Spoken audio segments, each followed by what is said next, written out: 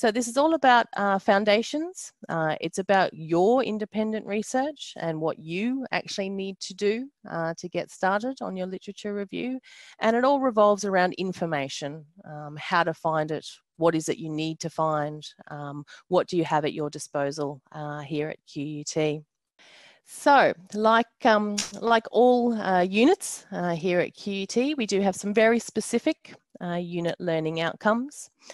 So first up, by the time you finish AIRS, you are going to demonstrate an understanding behind the theories of advanced search and evaluative strategies, which allows you to efficiently yield appropriate resources for you, for your original research. You'll be able to have a really broad understanding of data management. This is a newer part of the musts for a research student, about understanding a lot of the legal and theoretical parts of data management, and also then actually having strategies for your data to keep it safe, to keep it secure, to make sure that you're actually ticking all the legal and ethical requirements in the framework. And our last unit outcome is to identify strategies to ensure best practice in the use of information sources, your information technologies that you have at your disposal, information access tools, and investigative methods around information research.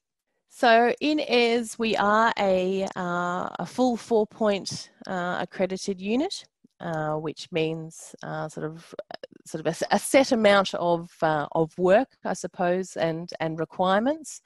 We have a blended learning framework for this unit.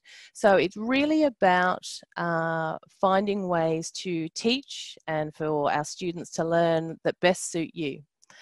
So we have the AIRS website, which we will go to in a moment, and that actually has all the information, tools, resources that you need. And most of our students do use the blended learning. They come here to these workshops, work through the activities, but then it is a requirement that you go online and actually have a look and use the resources there as well. So there are readings, videos, and in order to complete the assessment, you will definitely find that you need to be using the website resources as well as coming to these workshops. Now you have a lot of help along the way, which is fantastic. So you have the whole of library help, which is the library chat service, an email, the workshops, of course, the AIRS workshops that you're at, as well as a suite of other workshops that are also running via Zoom these days. Everything from your EndNote to learning about data management and your data management plan. You also have at your disposal your very own liaison librarian who can meet with you via Zoom, talk over the phone, that you can email back and forth through your whole HDR experience actually, but in particular, or first up, in completing this unit in AIRS. So they are yours. There is no such thing as a small question, big question, or silly question. One of the primary jobs of a liaison librarian is to work with our HDRs and help you as much as we can.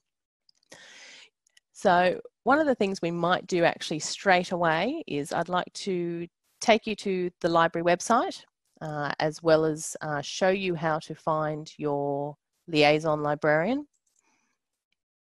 Now I'm sure everybody knows the library website already. You've been there, I'm sure. So I'll just take you to the home page. So this is your landing page for the library, library.qut.edu.au. So to find all of your help points, that chat, an email, or find your liaison librarian, simply come up to the top here, which is the Need Help link. And that takes you to all those different help points. So the chat, but down here in particular is the specialised help, and here you are, researchers, and your link to actually have your one-on-one research support consultations. So when you click that link, it takes you to the whole list of liaison librarians that work for each faculty and each school.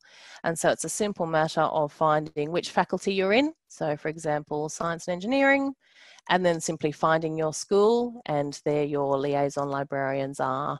So there I am. So any of the biology and environmental science students, or any School of Mathematics students, yes, this is me. So we usually say email is often the best way to initially contact your liaison librarian.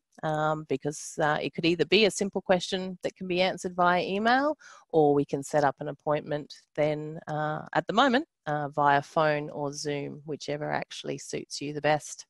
So if you'd like to take a moment now just to quickly find your school by following those links, and just note down the name of your liaison librarian, and they can be your very first help point along this way.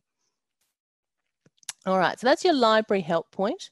Where I'd like us all to go now, and if you could follow along if you can, is actually going to the AIRS website. So some of you already may have been there and maybe even have signed up for the workshops via that point. The easiest way to actually find our AIRS website is actually through Google. So coming through a Google search and actually just looking up QUT AIRS. And there we go, the very first Google result you see there is QUT Library IFN001 AIRS, and that is us. So in AIRS, we actually use an open web for our actual unit content and only use the Blackboard site to submit your assessment. So that's why the easiest way to actually find our unit content, so all the modules and all your information and that you can work through, is actually coming to the AIRS website itself. So when you get here to airs.library.qut.edu.au, we have an about page. So we've got our little saying there, the do it early, do it well, do it your way. So this is mainly really emphasizing the fact that this is all about you. And it really is trying to cater to everybody's different learning styles and sort of different time constraints too. So particularly at the moment, in these strange times, we know that it's not so simple as actually just, you know, sort of trying to balance your work and your family responsibilities and everything else is actually even a little bit harder than it was before. So this is why we have this website that you can be dipping in and out of at your own time and at your own pace. Do it early is particularly important. You have such a limited window when you first start to actually getting that stage 2 and that literature review completed. And the whole idea of AIRS is to give you the skills that you need to actually do that. So that's why getting in, making this a priority, working through this content is really actually going to make completing that stage 2 a lot easier. Provided you actually get through the content before you even attempt it. So this is our about page. You can see along the top here, we've got all our different links. So the modules, by clicking on that, is how you actually get to the content itself. So in AIRS 1 today, we are actually working through Module 1, the research question, Module 2, preliminary search, and Module 3, retrieving and evaluating information. And it's really still, we'll cover a lot of this content, and then in your own time, you come back in and actually read a lot of the supplementary material. You can rewatch the videos and do all those other activities here in the website. And then AIRS 2 workshop then covers the other 3 modules, Module 4, Module 5, Module 6, and then same for AIRS 3, the next 3 modules, and AIRS 4, the final 3 modules. So you can actually be dipping in and out of these as often as you need to, particularly for some of these brand new ideas. So if data management has never even crossed your path before, you may find that you spend a bit more time working through and rereading and rewatching all of that content in Module 8, for example, about data. So the workshops, well, you're at one, so you obviously already know about those and how to sign up. We've got some learner stories there from past students, their tips, their tricks, the things they found great, the things they'd like to emphasise from the beginning of their journeys. Our help, which if we click on that one, actually just takes you through, again, there's your liaison librarian, another way to find them, which is always helpful, but also the AIRS email. So this is the admin email, I suppose. So if you have any issues with completing this unit, the assessment, having some queries about how to submit the assessment, for example, somebody is always at the end of that AIRS admin email. And so that's who you can contact about completing any admin problems, I suppose, or queries about completing this unit. Whereas your liaison librarian is who you can go to for queries about the content of the unit, so actual information research questions. There we go, you're obviously already enrolled, so we can probably tick off those helps. So last but not least, and usually a burning question that a lot of students have, is about the assessment. So we'll click on the assessment link. So this takes you to all about your assessment piece. So there is just one piece of assessment in AIRS, and this is what we call your resource log. And really, this is actually a series of activities and questions. The idea being that these are things that a good researcher should be doing anyway as part of completing this initial stage of their research and doing a literature review. So it's very much designed to not be some supplementary assessment that you have to do on top of these great pressures of being an HDR. It's very much designed to be part of what you are doing in your initial stages of being an HDR.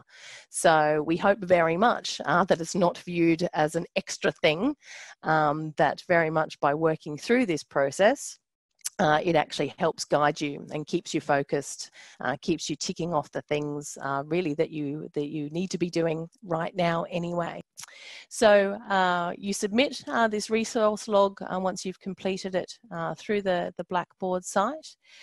Full-time students, you technically have 3 months to complete that resource log and get it in. Part-time students, it's 6. But really, as we keep emphasising, it's really designed to be done right at these beginning stages before that pointy end of your stage 2 completion and literature review. So get this done as soon as you can, really is our basic advice. It's a one piece of assessment, so worth 100% of your grade, so you'll be given a grading. And one thing we do like to point out with the resource log is it does have a word limit on it, but please don't be too concerned or worried about that word limit. It is very much a guide only. So we don't do what a lot of other units have, is deductions, losing marks for being way under or way over. Our general guidance is answer the questions clearly and succinctly, but at the same time, if you're nowhere near the word limit, it might be a bit of a guide that perhaps you haven't given enough detail, for example. So to go back and actually just make sure that you haven't missed something that the questions were actually asking of you. So further down that page, there's more information about your due date. There's that AIRS admin email address again, so if you have any concerns or queries. Now this is where we actually, or you download the AIRS assessment from as well, and I would encourage you to do that now, actually downloading the resource log itself, as well as the assessment criteria. So if you can download those now and actually have them open, it's actually a Word document. the resource log and the assessment criteria as a PDF, because as we get started on the content, you can actually start filling out your resource log and actually starting your assessment, which is wonderfully efficient. So let's take a quick look at it now. It is, as I said, just a Word document. There we go. So a resource log, just all of your details that you actually submit. There's that word count that I was talking about, to just not worry too much about, but definitely use as a guide. And then you'll see that your instructions, how to actually save it before submitting it, and how to submit. So all of your instructions are there on the resource log. And then you'll see it is just a series of questions that come from the module content. There's nothing there that we don't cover. So if you would like to save that now, as we actually get started, you can actually start filling in these questions as we go. Your liaison librarian is happy to work with you on that resource log. So very much, perhaps even before you hand it in, they can't check the work for you, but anything that you're just a little bit concerned about or not sure about what one of the questions is asking, that's definitely something your liaison librarian can do. So what I'd like to do now is a very quick activity. So this is very much about giving you time to sort of do a bit of an elevator pitch. I'm not sure whether anybody has ever heard of an elevator pitch before. If you have, feel free to wave your hand in the chat. So an elevator pitch is a bit of a marketing term and sort of comes from business schools, and this idea of being able to sell yourself and your idea. Now, bringing that into the HDR and research space sort of isn't as strange as it initially sounds. You'll find that the more you go through this journey as an HDR and the more conferences you go to and the more people that you meet, actually being able to very succinctly and explicitly say who you are and what it is that you're doing as part of your research becomes more and more important. So the idea of an elevator pitch is being able to get in at the ground floor in a lift, as we would probably say in Australia. And if you've only got 5 or 6 floors to sell yourself and your idea to get the $1 million from the benefactor who happens to be in the lift with you. So see if you can have a go at really trying to explain in clear language, in sort of simple language, exactly what it is that your research is about and what you're hoping to achieve. So hopefully that's got your heads now thinking about your research area and what it is that you're actually trying or going to be doing for the next couple of years of your life. And actually really start focusing that down into what we would call a research question. So a research question, or being able to describe what you're going to do as a research question, is quite a skill. So it's the first thing that you need to do or be able to do before you actually start finding other literature in your area, before you actually sit down and start researching. You really need to be able to put together what it is that you are trying to do into a good research question. Now, I'm not sure if anyone had a chance to already look through the modules, and there's a set reading actually on there by some authors called Foss and Waters. And what we're going to be looking at now in regards to a research question, a lot of that revolves around that reading. If you have already done it, some of the terminology and these ideas that we're going to cover now won't be unfamiliar. For everybody else, that's absolutely fine. When you go back to the website and go through the module, the reading is there, which hopefully will help clarify a lot of this. So a research question is simultaneously clear, focused, concise, but also complex, arguable and doable. And the last one is actually quite an important thing to work out early, that particularly when you're first getting started, some of your ideas are really big, and actually really bringing these down, focusing them down through conversations with your supervisor a lot of the time, and making sure that what you're attempting here is actually doable in the time that you have. Because it's only, you know, a short amount of time, whether you're an MPhil or a PhD, it's a set amount of time, and you've really got to get that quite concise. So the research question itself is going to guide this whole research process that you're about to embark on. By having a really clear and arguable question, you're going to be able to construct a logical argument encompassing it. You can't write a review of the literature unless you have actually made your requirements or what you're trying to answer specific and focused. Otherwise, the literature review itself won't actually be focused on a particular area. And a good research question put together well is actually going to help you actually start planning out your thesis chapters and what you're going to cover from the outset, which again makes all those other steps come together much more logically and efficiently when you've got a very clear path actually that you've put before yourself, by actually knowing exactly what it is that you're trying to do or trying to answer. And we'll keep trying to emphasize that, that this is a question that you are answering. And without a clear question, actually designing some efficient search strategies to use in the right databases really isn't possible. Again, you're not going to know what information you require or where to go to get that particular type of information unless you know what your clear need is. And again, unless you've put together a really well thought out and concise research question, you won't know what terminology to even use to find existing literature in your field.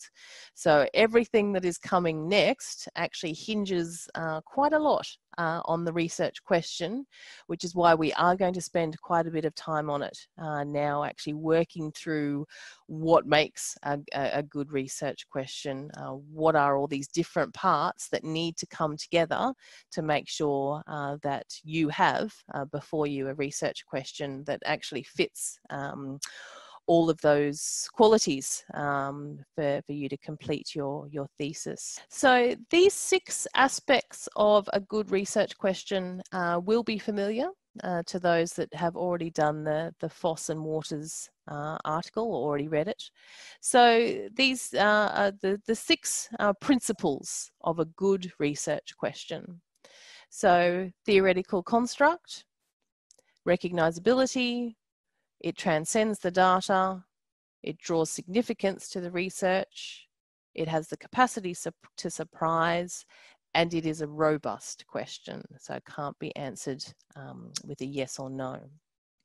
So your theoretical constructs, usually I say you work through these principles from left to right, top down. So your theoretical constructs are probably the clearest part in some ways of the research question. They really are what your question or what your research area is about. What is it that you're looking at that you want to learn more about? What's the issue? And how do you identify your what in the literature? Second one is about using the right language. Recognizability is about making sure that you are using the same terminology or the accepted terminology in your field. So it actually allows you to identify your specific what am I looking at, and everybody else in your particular area could recognize your theoretical constructs as well. So those two are tied very closely together about having recognizable theoretical constructs in your research question. Transcending the data is just making sure that you aren't being too specific in your research question and accidentally including your data source in there. So there's a good example of that is the idea that if your research question was looking at pediatric wards in children's hospitals and their use of technology, you wouldn't put the Queensland Children's Hospital in your research question. You would make sure you keep it broad. Your question shouldn't have the data source actually in there. I'm going to put a caveat to that though, because often in some fields there is an exception to that rule. So a really good example is if your research area is on a particular 19th century poet, your 19th century poet will be mentioned in your research question. He or she will be your data source as well as your theoretical construct. That's a very specific caveat that is always worth mentioning, but it is an exception rather than the rule. So as we're actually going through this research question, for the most part, it's quite important that your initial question, before you go out to the literature, that you're not actually too focused on where you are going to be getting your data from. It needs to be broader than that. A good research question also in some ways actually gets the significance of your research across. The why. Why is it that you are actually looking at this? Is it hoping to change practice? Is it actually hoping to make an economic difference, a social difference? So somehow actually drawing attention to why it is. And part of what we practiced or what you would have mentioned probably in that elevator pitch is often a justification. Why are you looking at this? Why is this particular area important that you feel? So putting that in your elevator pitch as part of your introduction is often a really good way of bringing to your attention and actually getting you to think a little bit about why this is important or what is it that you're hoping to do with your research. The last two are sort of some must-haves or some basics. The idea that this has to be a question and a complex question that simply being able to say a yes or a no answer means that it's not going to take you three years or even a year to actually investigate. So there's got to be some complexity to your research question. It can't be simple. And secondly, it's about double checking that you don't already know the answer. That the conversations you've already had perhaps with your supervisor or what you already know about your topic should still leave a lot of questions, a lot of areas unknown, unanswered and unexplored. So this has to be a question that nobody, or in particular yourself, already actually knows the answer to. So I'm just going to play a quick video now that actually goes over these 6 properties again and hopefully clarifies some of that detail for you.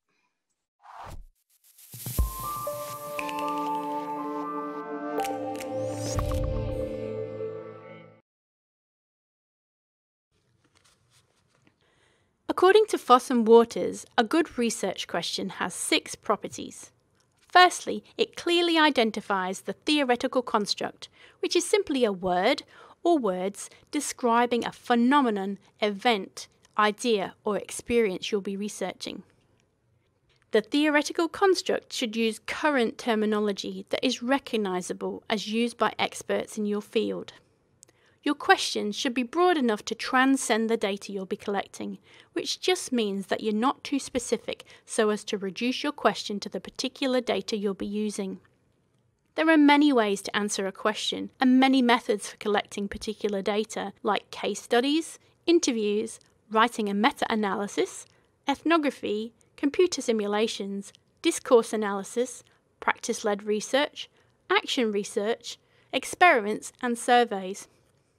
Your question needs to be broad enough to indicate relevance to others in your field, beyond the way you'll choose to answer it, and draw attention to the significance of your research. Incorporating the significance of your research will involve indicating the so what factor. Will the answer to your question enhance knowledge, improve processes, save money, save lives, improve well-being? Knowing how to communicate the significance of your research is important for many reasons and should be evident in your research question. The question will produce an answer that is robust and complex. You do that by using phrases that will open up the topic. If you can answer your question with a yes or no, it is not robust. Some good examples. What factors affect? What strategies are used? What are the effects of?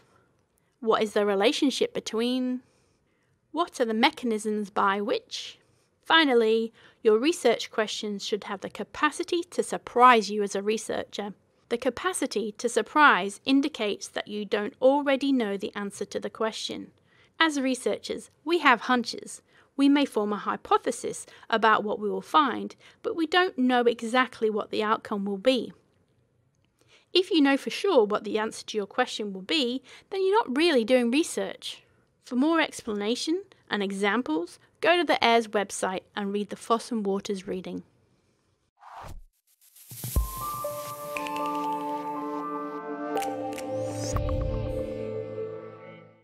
Okay, so if you do have any quick questions about the properties, or if something's it's still really not making sense, we're going to keep moving through this because I know this is a brand new way to think about research questions, and sort of having these 6 puzzle pieces that need to come together in order to have a good research question is a brand new idea.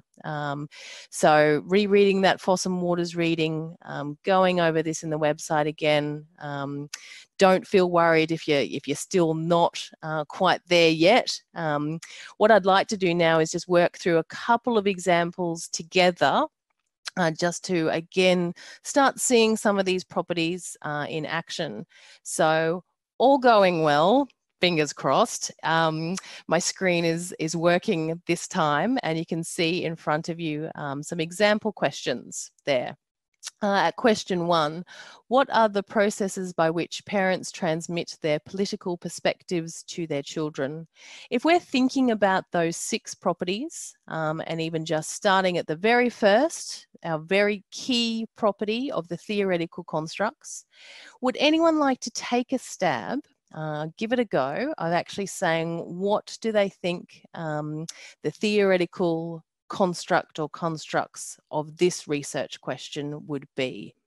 Yeah, so definitely political perspectives, exactly. Probably key to this one would be the transmission of political perspectives. So the parents and the children part is secondary. You are completely right. So our key theoretical construct here is transmission of political perspectives. Excellent. What about our second question? What is the experience of non-traditional women in college? Would anyone like to take a go at the theoretical constructs of our second question? Yes, the experience of non-traditional women. That would be the theoretical construct. Tick. If we were thinking then about our second property of a good research question, does anyone see a problem with this particular research question? If you were going through those 6 properties and ticking it off, would you say it actually needs some work, or is there one of the 6 properties that it just doesn't quite meet? Robust, yes, thank you. Yes, everyone, there we go. You're getting an idea of a good research question. It's, if we actually had to look at the theoretical constructs and actually have an idea of, is this terminology recognizable? Is it robust? yes, as everyone's saying, what do they mean by non-traditional women? That's exactly right. So with this particular question on the surface, you think it's got great, a recognisable theoretical construct. But when you think about it, there's a problem with experience. What does this person actually mean by experience? Which experience are they talking about? Are they talking about parenting at the same time as being in college, living in dorms whilst on college, a particular degree versus another? And the second problem is with their description of non-traditional women, that if you imagine typing that into Google or any other database, what exactly are you going to get back? By non-traditional could mean so many different things that there's a bit of a problem with the recognisability of these theoretical constructs, as well as the questions still being unfocused. Excellent, thank you very much, great work. Now the third question, it was about a great example to do with your log in question 1B. So we'll do the first part first right now. Would anyone like to have a go at the theoretical constructs sitting in our third question? How reliable are the metacognitive mechanisms that distinguish episodic memories from other mental content? Here we go. Yes, so first theoretical construct, metacognitive mechanisms. Second one, episodic memories. Yep, they're the two obvious ones, isn't it? And yes, that third one, mental content, that it's up there and immediately jumps out as perhaps another theoretical construct. It's been included, it's a comparison, but we need to do some other work, exactly what falls under the description of mental content. Excellent work. There we go. You're getting the idea of actually being able to pull out, or the importance of having a question that has immediately recognizable theoretical constructs by being able to pull them out of other people's questions. You're getting the idea just about how important that actually is. Fantastic. All right. So now that you've had a look at other people's questions, you're actually going to have a go of your own. So if you open up your resource log that we downloaded and saved from the AIRS site a little earlier, you'll see that question 1 in your log is all about having your research question in there. So the idea of spending a few minutes today is to get something down with having a go at breaking your question down into some theoretical constructs, thinking about whether they're recognizable, making sure you've got a question mark on the end to make sure that this is actually a question, and thinking about the robustness of your question as well. So this won't be your final question. Whatever we get down in this box in the next 5 minutes is not your final version. It's about trying to actually just make some of your ideas a little bit more focused, so that in your next conversation with your supervisor, you can actually have a talk about where you're at with how focused your question actually is. So I'm going to leave up on the screen here what we call our robust question starters. And again, these come from the Foss and Waters article. And this is just they can be a nice help to actually getting started. That really hard part is always just putting pen to paper, or those first thoughts down on a piece. So actually thinking about some of these starters, about starting your question with a what, a how, under what conditions. Some of these starters might be useful to you. So we're actually going to just spend 5 minutes actually putting together your question, and then we'll come back and we'll keep going on.